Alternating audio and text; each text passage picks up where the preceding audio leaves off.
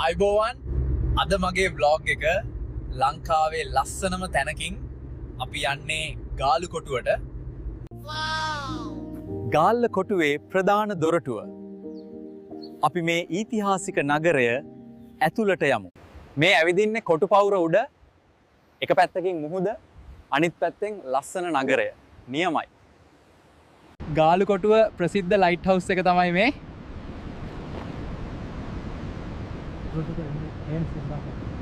හරිම ලස්සනයි. පරණ ඕලන්ද ගොඩනැගිලි වෙනම ලෝකයක් වගේ. ගාලු කොටුවේ ප්‍රසිද්ධ ක්ලිෆ් ජම්පර්ස්ලා. බලන්න මේ පනින පිම්ම. මට නම් බයයි. ගාලු කොටුවේ ඇවිදලා මෙතනින් හොඳ ජෙලාටෝ එකක් කන්නම ඕන.